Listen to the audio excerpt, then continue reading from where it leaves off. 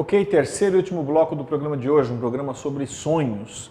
Eu estou com muitas perguntas aqui, uma vontade de usar ao máximo esse último bloco, por isso nós vamos direto ao ponto, tá? A gente viu, o site do programa aparece aí pela tela, aparece também o nosso apoiador, nós vamos às perguntas aqui. Daryl, eu vou fugir da nossa conversa anterior para depois fechar lá na frente. Sonho colorido, sonho preto e branco, isso tudo entra nessa lógica de significação? Sim, não? Inclusive eu li uma pesquisa bem interessante que correlaciona sonhos em preto e branco com a TV preto e branco. E que as pessoas sonhavam predominantemente em preto e branco na época do lançamento da televisão, em preto e branco. Depois, quando saiu a TV colorida, as pessoas passaram a sonhar predominantemente em cores. Peraí. E na época do rádio, como é que era? Então, aí que tá. Especula-se que a maior parte dos sonhos seja sempre colorida. Claro. E os sonhos que vêm em preto e branco são sonhos extremamente marcantes. Vou dar um exemplo. Uma amiga minha sonhou que estava todo o cenário em preto e branco e aparecia no meio uma rosa amarela. E era um cenário extremamente deprimente. Para tornar uma longa história mais curta, essa minha amiga desenvolveu um tumor cerebral. E a vida dela ficou negra. Só que o tumor não se desenvolveu e ela não teve maiores problemas, que foi simbolizado pela rosa amarela numa situação completamente fúnebre, por assim dizer. Esse também é um de pré-cognição? Você poderia colocar isso como pré-cognição. No caso dela, eu suponho que ela já soubesse, na verdade, porque daí são os tais sonhos somáticos que a gente começa a ter sintomas e esses sintomas são refletidos nos sonhos. Sintomas de doença são refletidos nos sonhos da gente. Então eu estou achando que aquilo ali não era uma pré-cognição propriamente dita. Mas é um exemplo clássico do sonho em preto e branco que vem para chamar mais atenção da gente e para mostrar para a gente, mostrar uma certa trilha para a gente de como passar por aquilo. Sonhos em preto e branco são importantíssimos. São raros, mas são importantíssimos. Eu chego a pensar, não sei se você me corrige se eu estiver errado, que na verdade não se dá tanta importância ao fato de ele ser preto e branco ou ser colorido, mas assim a impressão que fica em você no sonho. Exatamente. E quando vem em preto e branco, porque ele realça mais os detalhes, você vai lembrar mais. Claro. Então, talvez alguém com muito treinamento em lembrar interpretações tenha até menos sonhos em preto e branco, porque não são tão necessários. Para essa pessoa com tanto treinamento. Mas para a pessoa que só de quando em quando lembra de quando em quando trata do assunto, o preto e branco provavelmente vai chamar mais atenção. Entendi. Bom, me pediram para perguntar uma coisa aqui no intervalo que eu achei interessante. Você menciona em algum momento a questão da solução de problemas, situações de crise em que o sonho vem como para trazer as respostas. Exatamente. Como é que funciona Todos isso? nós já tivemos em muitos momentos sonhos onde temos mostrado para a gente certo caminho a ser seguido. A invenção da agulha de costura é um exemplo desse. O cara sonhava que ele tinha sido aprisionado por um grupo de africanos e que esse grupo de africanos colocou ele dentro de um caldeirão e botou fogo na lenha, né? E aí veio um dos nativos com uma lança na mão. Essa lança tinha uma perfuração na ponta e gritou para ele: se você não inventar agora a agulha de costura, eu mato você. Com a lança na mão, com a perfuração na ponta.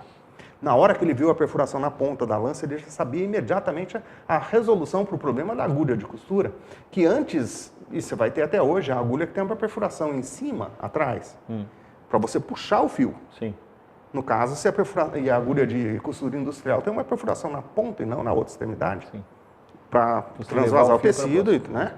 Então, foi resolvido o problema da agulha de costura industrial através de um sonho. Solução de problema. A gente vê isso todos os dias em pessoas que relatam sonhos para mim, todos os dias tem esse tipo de coisa, e às vezes a pessoa não enxerga. Então, tá. Às vezes a pessoa não enxerga, muito bem. Eu imagino que eu estou com vontade de acabar o programa e dormir para ver o que vai acontecer. E quem está em casa também, provavelmente. Mas qual é a melhor maneira de me preparar, primeiro, para lembrar desse sonho e depois para saber o que fazer com ele? Então, geralmente, para aquelas pessoas que estão mais envolvidas, né? E no fim, quando a gente começa a adquirir o significado da vida através deles, a gente passa a prestar mais atenção. Mas tem uma série de rituais que você pode fazer antes de você dormir. Não são rituais religiosos, nada disso. Você simplesmente medita, você concentra, você se direciona para sonhar e lembrar dele, e imediatamente quando você acordar de registra. Registra num gravador, registra num pedaço de papel. No celular, às vezes. No celular. A sua voz vai soar estranhíssima para você depois, porque você vai estar grogue de sono quando você está fazendo a gravação. Mas aí você não esquece dele. Porque do contrário, se você levantar, for escovar os dentes, já era. Não, eu tenho um depoimento aqui, um testemunho. Eu lembro de fazer isso uma vez com o celular, por isso que eu lembrei do celular. Porque eu tinha esse desafio, né? Uma pessoa lembrava todos os sonhos e eu, puxa, eu não lembro nada, é um absurdo e tal. E falar, não, tente fazer isso num livrinho e tal. Eu falei, eu não tenho coordenação suficiente para pegar um lápis e escrever de madrugada. Mas para apertar um botão é possível. E o fato é que no dia seguinte eu me lembrava de ter sonhado, lembrava de ter gravado aquele sonho e lembrava de algumas coisas do sonho. Mas quando eu escutei... Voltou tudo à tona. Não só voltou à tona, como elementos que eu não lembrava que estavam na narrativa surgiram de novo. Parecia que eram coisas que eu não sabia que estavam ali. E possivelmente aí fez sentido o sonho. Mais, né? Mais do que poderia na porque primeira... daí você liga os pontos. Sim. Você junta os pontos quando você faz isso, né? Outra coisa que me trouxeram, que eu achei interessante, existe a possibilidade de eu me propor a sonhar algo? Você pode. Eu quero o número da Mega Sena. Você pode. Dificilmente, no entanto, e infelizmente, isso vai funcionar. Eu já tentei dezenas de vezes. Por que não funciona? Aí é outra história. Você pode até pedir para os deuses te trazer os números. Eu acho que está envolvido um pouco mais do que apenas sonhar ou não sonhar. E pode ser até que você sonhe. Mas como é que você captura aqueles números no meio daquela simbologia toda? Pode ser que a gente sonhe com isso todos os dias. Mas eu tenho uma opinião pessoal, ela não é calcada necessariamente nos estudos que eu fiz, científicos, com relação à questão dos sonhos. Mas eu acho que as coisas grandes desse tipo acontecem para as pessoas muito raramente.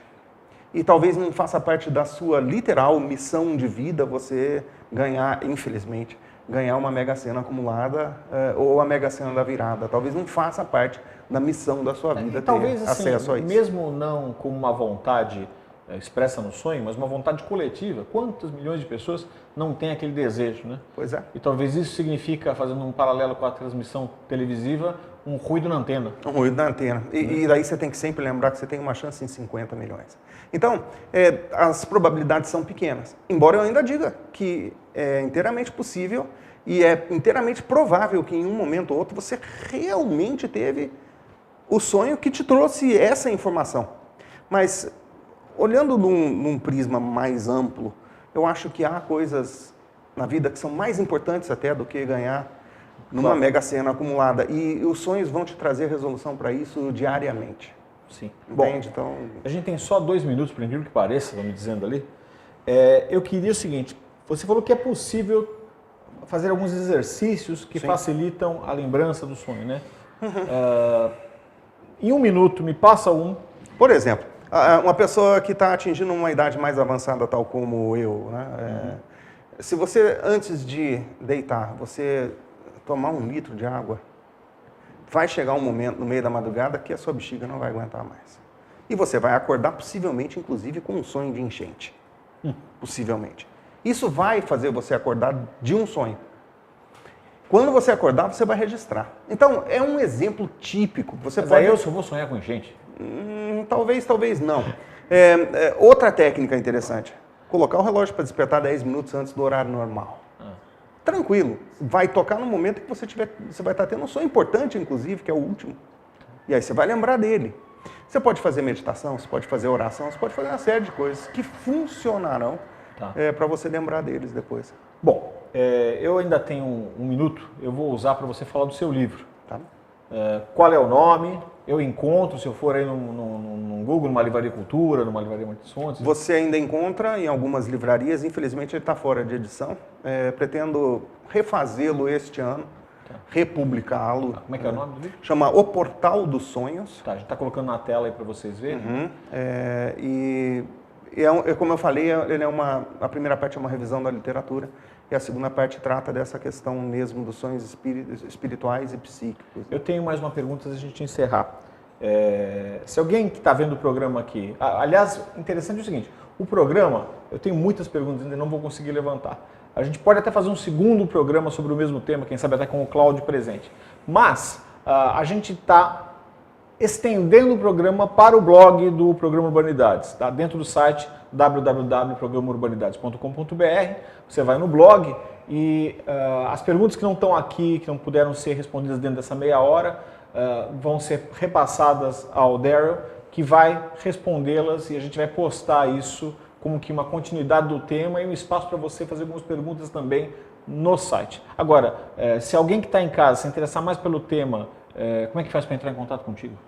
Aí seria a questão de colocar pode colocar meu e-mail e aí, na medida do possível, eu respondo. Às vezes eu demoro um pouco, né? Mas seria daryl.champlin@gmail.com. Então tá bom. Então, se quiser colocar depois no blog, esse endereço. A gente coloca lá, sim, o pessoal acessa o nosso programa. Bom, é isso, pessoal. A gente volta sábado que vem com mais um programa Urbanidade. Muito obrigado a todos. Obrigado, Daryl.